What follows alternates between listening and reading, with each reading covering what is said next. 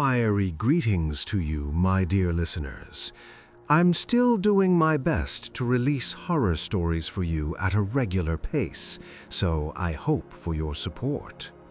Today, I've prepared a collection called Yard Sale Horror Stories, which will satisfy horror fans 1000%.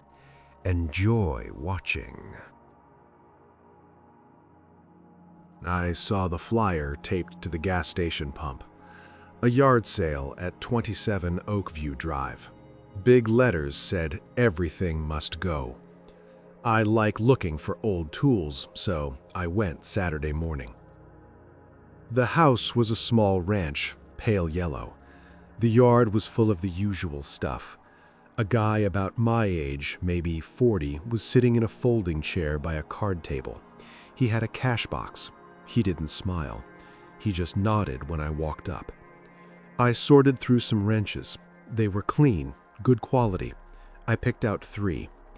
"How much for these?" I asked. $5 for the lot," he said.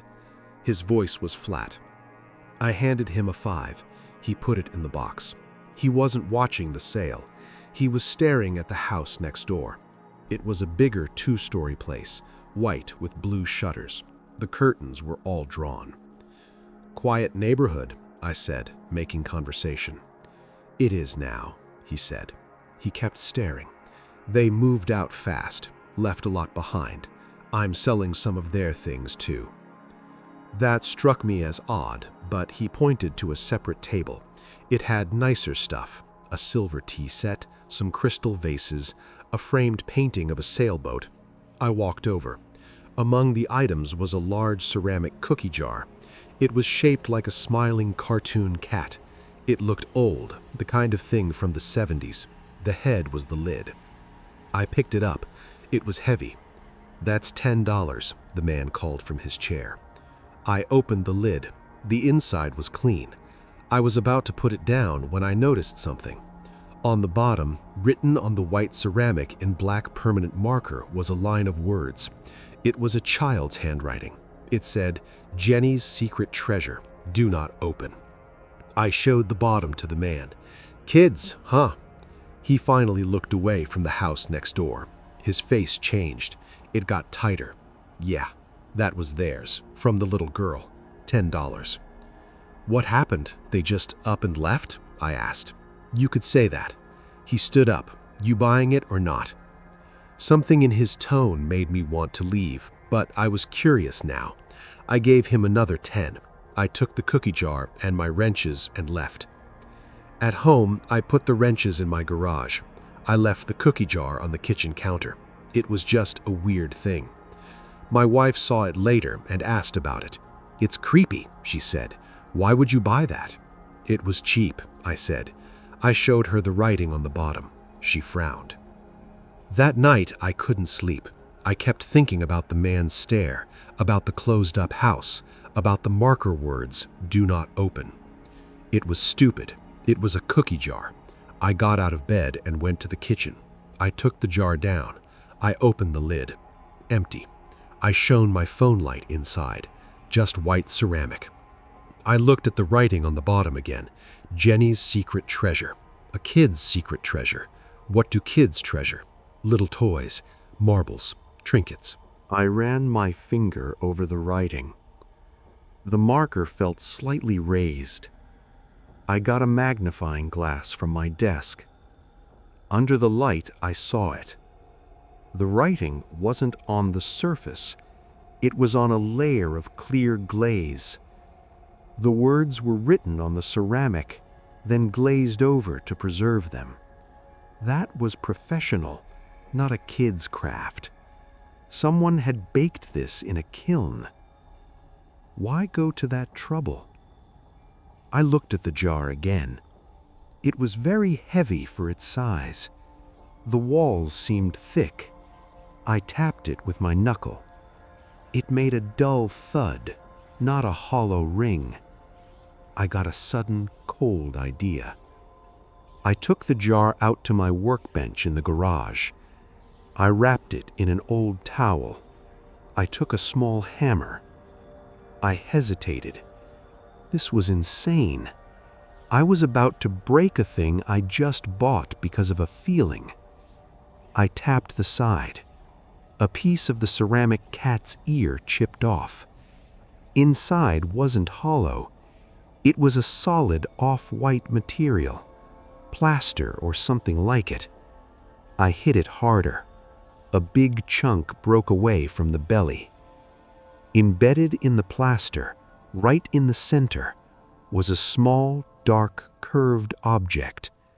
I picked at the plaster with a screwdriver. It came free.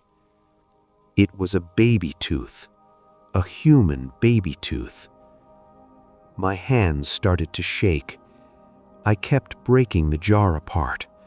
More plaster chunks fell away. I found more teeth, a tiny, delicate rib bone, a lock of fine blonde hair tied with a pink thread, a small plastic Disney princess ring. I didn't touch anything else. I stepped back. I looked at the pieces on my bench. I thought about the man's empty stare at the house next door. They moved out fast, left a lot behind. I called the police. They came and took everything. A detective asked me a lot of questions. I told him about the sale, the man, the house. A week later, the detective called me back. He told me they'd investigated 27 Oakview Drive. The man who lived there, Alan Hester, was in custody. The family next door, the Millers, had reported their 7-year-old daughter, Jenny, missing 2 months ago. They'd moved to be closer to extended family during the search. The police had searched the Hester property. They found nothing in his house, but in his backyard, under a new concrete patio slab he'd poured himself, they found the remains of a small child. The detective said Alan Hester had been a quiet neighbor. He'd helped the Millers look for Jenny. He'd even helped pour the patio for the grieving family, suggesting it would give them a nice place to sit outside. He kept his trophies close. Then he got nervous. He must have decided to get rid of them. But he couldn't just throw them out. So he sealed them in plaster, shaped them into something innocent, and put a price on them. $10 for everything that was left of Jenny Miller. The detective thanked me for my call. He said the cookie jar was the only piece of physical evidence they had that directly linked Hester to the girl. The rest was all circumstantial. Hester never confessed. I asked, why would he sell it? Why not just smash it and bury it? The detective was quiet for a second. We asked him that. He said he liked seeing people handle it. He said it made him feel safe, watching it pass from his property to someone else's, like he was passing on the attention. I hung up. I didn't sleep well for a long time. My wife Karen was pushing me to clean out the garage. I hauled a bunch of old junk to the curb for the bulk trash pickup. A minute after I went inside, the doorbell rang. A man was standing there. He was maybe 60, with thin gray hair and thick glasses. He wore a brown jacket that was too warm for the day. "I saw your items on the curb," he said. His voice was very soft. "Are you having a yard sale?" "No," I said, "just trash day." "I see." He didn't move. He looked past me, into the house. "That's a very nice vase on your entry table." I glanced behind me. It was a blue glass vase Karen's mom gave us. "Thanks. Would you consider selling it?" he asked. "It's not for sale. It was a gift." He nodded slowly. "Of course. A shame. It would look perfect in my collection." He handed me a business card. It was plain white, just a name, Martin, and a phone number. "If you change your mind or have any other household items you wish to part with, please call. I pay fair prices." I took the card to be polite. "Sure." He smiled, a thin stretch of his lips. Then he turned and walked away. I watched him get into a pristine old model station wagon and drive off. A week later, I was barbecuing in the backyard. I saw movement by the side gate. It was Martin. He was just standing there, looking at our patio furniture. I walked over. "Can I help you?" "Oh," he said, as if surprised. "Hello. I was in the neighborhood. I was admiring your wrought iron set. Is it vintage?" "It's from a big box store," I said. My tone was short. "It has a nice shape. If you ever decide to upgrade." "We're not selling it." "Understood." He handed me another card. It was identical to the first, just in case. This time, I didn't take it. "Look, man, this is private property. Don't just show up."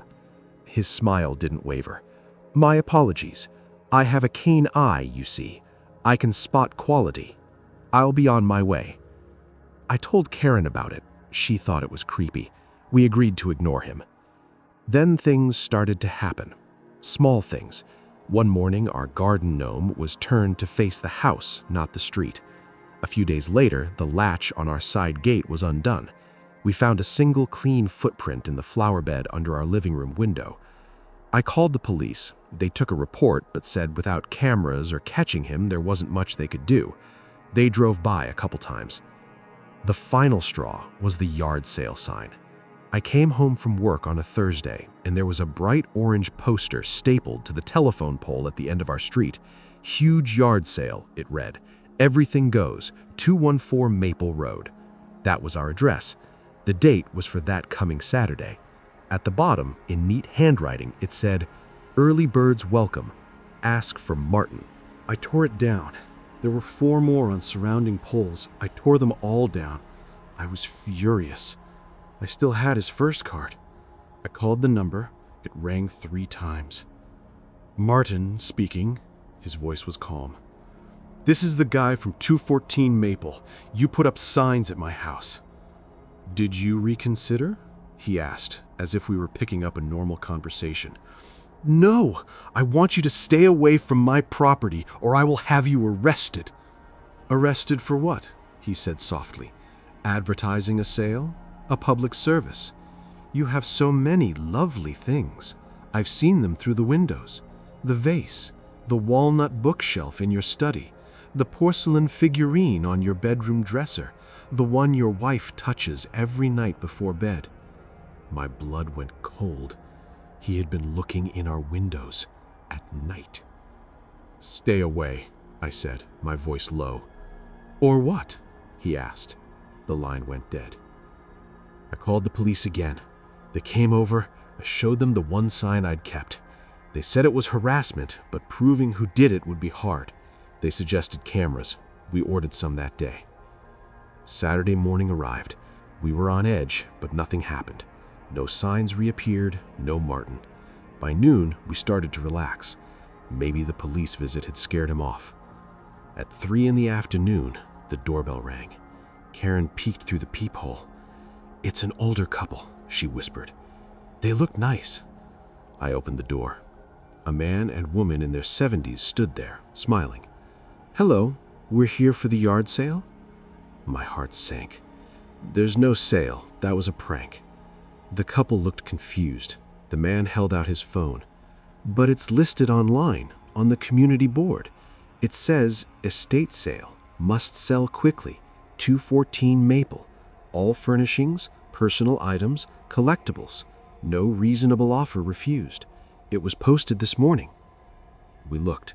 The post was there, with pictures. Pictures of the inside of our house. The vase, the bookshelf, the figurine. Pictures taken through our windows. The post said the sale started at 3 p.m. "I'm so sorry," Karen said, her voice shaking. "This is our home. We're not selling anything. Someone is harassing us."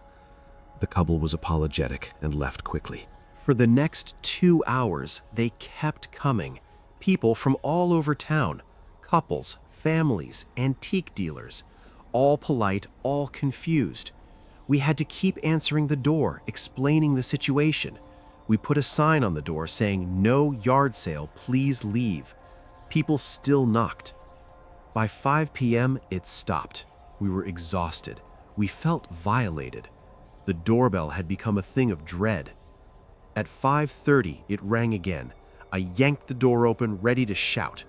It was Martin. He was alone. He held a small wad of cash. "I'm an early bird," he said. "I'd like to make an offer on the house. You seem eager to leave." I didn't hit him. I wanted to. I just slammed the door in his face and locked it. I called the police. Through the window, I saw him stand on our walkway for a full 5 minutes, just looking at the house. Then he got in his station wagon and left. The police traced the online post to a public library computer. No cameras. They couldn't prove it was him. They gave us a case number. We installed the security cameras the next day, floodlights too.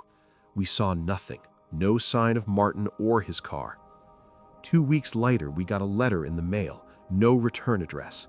Inside was a glossy real estate brochure. It was for our house. The photos were the same ones from the fake estate sale post. The listing price was $1. At the bottom, someone had handwritten, "Motivated sellers, all contents included." We decided to move. It was the only way we'd feel safe. The market was good, and we sold quickly to a young family. On the day of the final walkthrough, the buyers met us at the empty house. The husband was cheerful. "Can't wait to get moved in," he said. "By the way, did you get a chance to speak with the gentleman next door? He introduced himself as Martin, said he was a close friend of yours and that you'd told him all about us. Very friendly guy. He offered to help us move in." Karen and I just looked at each other. We didn't say anything. What could we say? We signed the papers and got in our car. As we drove away for the last time, I saw Martin in his front yard. He was at the house directly across the street from our old one. He wasn't moving in. He was just standing there, holding a pair of gardening shears. He raised one hand in a slow, friendly wave as we passed. We never called the police to tell the new family. I don't know why. I guess we just wanted to be done with it. The heat wave broke on Saturday, so I decided to check out the neighborhood sales. I wasn't looking for anything special. On Clover Street, a bunch of houses had joined together for a big block sale. The third house on the left had a crowded driveway. An older woman, Mrs. Gable, according to a name tag, was running it. She was talking non-stop to anyone who would listen. "My brother's things," she said to me as I flipped through some old records. "He passed last month. I'm his executor. Just want it all to find a good home." The stuff was typical. Books, lamps, some decent power tools. I bought a socket wrench set for $10. As she handed me my change, she gripped my wrist. Her fingers were surprisingly strong. "You seem like a decent young man," she said. Her eyes were bright and searching. "Did you look in the back? The special items are on the table in the garage. My brother's pride and joy. He'd want them to go to someone who appreciates them." I thanked her and walked to the detached garage at the back of the property. The door was open. Inside, among boxes, was a long folding table. It wasn't crowded like the front. Only a few items were laid out neatly on a velvet cloth. There was a military medal in a case, a silver pocket watch, a beautiful old fishing knife with a bone handle, and a camera. Not a digital one, an old 35mm film camera, a Nikon FM2. It looked pristine. I dabbled in film photography in college. This was a great model. I picked it up. It had weight. The lens was clean. I looked through the viewfinder. It was clear. "That was his favorite thing in the world," Mrs. Gable said from behind me. I hadn't heard her walk in. "He took it everywhere. Thousands of pictures. He developed them all himself. Had a darkroom in the basement." "How much?" I asked. She looked at me, not the camera. $100. It was a steal. I hesitated, but only for a second. Sold. I paid her. She put the camera in a padded case for me, along with 3 rolls of unopened film. "He'd be so happy," she said. Her smile was wide. "Promise me you'll use it. Take pictures of life. That's what he did." I promised. I was excited. That afternoon, I loaded one of the rolls and started taking pictures around my apartment. My dog, the view from the fire escape, the usual stuff. A week later, I got the developed film back from the pharmacy. I sat at my kitchen table and opened the envelope. The first few shots were mine. They looked fine. Then the next picture. It was a photo of a wooded area. In the center was a woman. She was sitting on a fallen log, looking off to the side, smiling. She didn't seem to know the picture was being taken. The quality was good, sharp. It was a nice, candid shot. The next photo was the same woman. This time, she was at an outdoor cafe, reading a newspaper. Again, candid. The next photo, the same woman, walking into an apartment building. The picture was taken from a car across the street. My mouth went dry. The photos kept coming. The same woman, in different places, different outfits, over what looked like weeks or months. At a supermarket, getting gas, unlocking her front door. The last few photos on the roll were of the woman through what looked like the window of her own bedroom. She was in a nightgown, brushing her hair. These weren't my photos. They were already on the roll when I loaded it. The brothers' photos. I felt sick. I had a stalker's portfolio in my hands. I didn't recognize the woman. I didn't recognize the locations. I pulled out the other 2 rolls of film she'd given me. They were still sealed in plastic. I opened one. I held the film strip up to the light. There were images on it. Tiny, negative images. I could make out shapes, figures, more candids, different people. I put everything back in the camera case. I drove straight back to Clover Street. The sale was long over. The house looked empty. I knocked. No answer. I knocked on the neighbor's door. A man came out. "Looking for Eleanor?" he asked. "Mrs. Gable, yes. She's gone. Went back to Florida. She was just here to clear out her brother's place." "Did you know her brother?" I asked, trying to sound casual. The neighbor's face closed off. "Frank? Yeah. Keep to himself. Cops were here a lot near the end. Nasty business." "What business?" The man shook his head. "Look it up in the archives if you're curious. I don't like to talk about it." He went back inside. At home, I searched online. Frank Gable, plus our town name. It took a few tries. The article was 6 months old. Local man Frank Gable, 68, found dead in his home. Apparent heart attack. Police, executing a search warrant for an unrelated matter, discovered the body. The unrelated matter was a tip about his activities. The article was careful, but it used phrases like suspected voyeurism and extensive photographic archives of individuals without their consent. No charges were ever filed. He died before any arrest. The article mentioned a sister, Eleanor Gable, of Sarasota, Florida, as the sole survivor. She hadn't just been selling his things, she'd been disposing of evidence. And she'd handed a piece of it, a tool of his obsession, straight to me.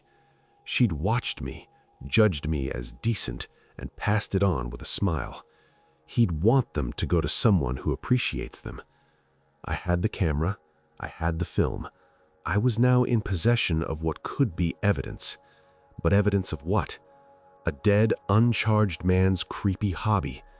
The woman in the photos wasn't identified. The police had closed the case. I didn't know what to do. I put the camera, the negatives, and the prints in a box.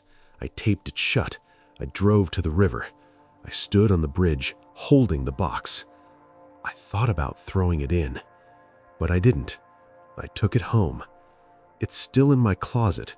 I can't bring myself to destroy it, and I can't bring myself to look at it again. Sometimes at night, I think about Mrs. Gable's bright, insistent eyes. I think about her brother, who saw the world only through a viewfinder, watching life instead of living it. And I think about the promise I made to her. Promise me you'll use it. I never used the camera again. I thought about trying to find the woman in the photos, but how? And what would I say? Hi, I bought a dead stalker's camera, and here are pictures of you he took. The police report was closed. Frank Gable was dead. His sister was gone. The box is a weight in my closet. I know I should take it to the police, but I keep imagining their questions. Why did you buy it? Why did you develop the film? Why did you wait? It feels like by owning it, even for a moment, I became a part of his story. Mrs. Gable didn't just sell me a camera. She made me her brother's curator. She passed the sickness on, neat and tidy, for $100. I check the locks on my doors twice every night now, not to keep something out, to make sure I don't walk out with that camera in my hands. I'm afraid of what I might see through that viewfinder, and more afraid of what I might want to see.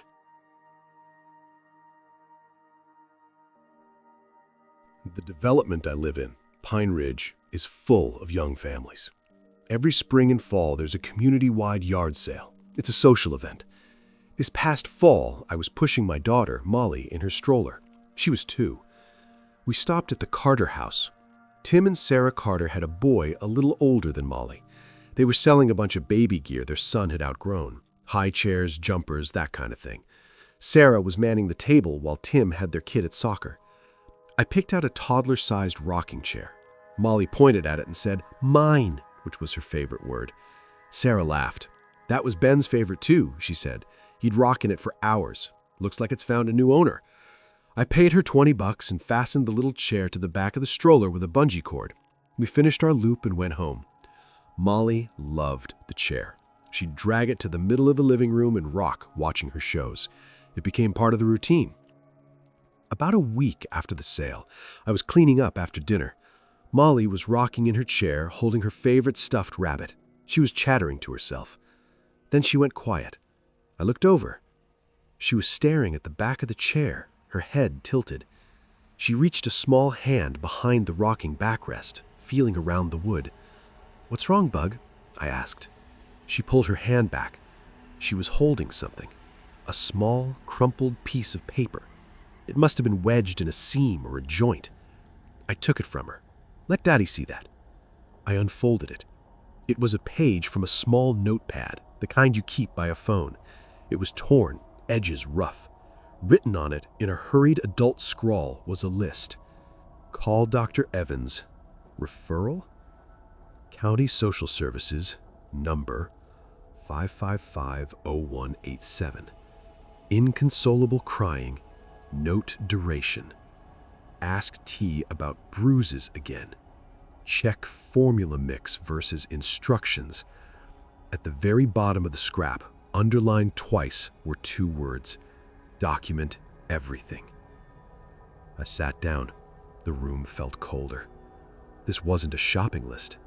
This was a list of concerns. Serious concerns. About a baby. Bruises? Inconsolable crying? This had been hidden in Ben Carter's rocking chair. My mind raced. Tim Carter was a friendly guy. He coached t-ball.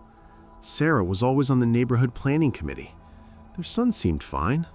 A little quiet maybe, but fine. I didn't know what to do. I couldn't just accuse them. This was a scrap of paper. It could have been from anyone. It could have been about a different child entirely. But it was hidden in their chair. I decided to talk to Tim, man to man. I caught him the next day while he was getting his mail. "Hey, Tim," I said, trying to sound casual. "Molly loves that rocking chair. Thanks again." "No problem," he said, smiling. "Ben got so much use out of it." I took a breath. "We found something in it, actually. A little note wedged in the back. Weird stuff about doctors and bruises. You ever see it?" His smile vanished. It didn't turn into a frown, it just disappeared, leaving a blank, still face. He stared at me for seconds too long. "A note?" he finally said. His voice was flat. "No, can't imagine what that would be. Probably from before we had it. We bought it secondhand too, you know." He hadn't bought it secondhand. Sarah had said it was Ben's favorite. He was lying. "Right, must be," I said quickly. "Yeah." He looked down at his mail. "You should probably just throw it out. Old junk." He turned and walked back to his house without another word. The interaction left me deeply unsettled. I started watching their house, not in a creepy way, just noticing. Their son, Ben, played in the yard. He never cried, he never laughed much either. He just played. Tim and Sarah were always there, always watching him. A few days later, a for sale sign went up on their lawn. I asked another neighbor about it. "Oh yeah," she said. "Tim got a big promotion. They're moving to a better school district. It's so sudden, but good for them." It didn't feel good. It felt like a retreat. The night before they moved, I saw Tim loading boxes into a rental truck. He was alone. I walked over, pretending to take out my trash. "Big move," I said. He jumped, startled. He looked exhausted. "Yeah, last-minute stuff." "You got that note, by the way?" I asked. I don't know why I said it. It just came out. He stopped, a box in his hands. He looked at me. In the dim porch light, his eyes were shadowed. "What note?" "The one I found, in the rocking chair. About the doctor, the bruises." He put the box down carefully. He stepped closer. He didn't smell like alcohol. He just smelled like sweat and cardboard. "Listen," he said, his voice low and intense. "My family is fine. My son is fine. We're leaving. You're staying. You have a daughter, a beautiful little girl." He let that hang in the air between us. It wasn't a threat. It was worse. It was a statement of fact coated in ice. "I suggest you forget about the note. It's trash. You throw trash away. You focus on your own family. That's what good neighbors do." He picked up his box, turned his back, and walked into the truck. I stood there on the curb. I heard my daughter laugh from inside our house. The Carters moved the next day. The house sold quickly to a nice young couple with a newborn. I never called anyone. No police, no social services. What would I say? I had a hunch and a scrap of paper a man told me was trash. A man who reminded me I have a daughter. I keep the note. It's in a sealed envelope in my safe. I look at Molly sometimes, rocking in that chair, laughing, and I see Ben Carter's quiet face. I see Tim Carter's empty smile. I hear his final words, the ones that weren't a threat, but worked better than one. "You focus on your own family." I try to, but sometimes, when Molly rocks a little too hard and the chair creaks, I hear the sound of something hiding, and I know I helped them pack it away, neat and tidy, for $20. If you liked the story, subscribe and like it, and also write a comment about what topic you would like to hear about.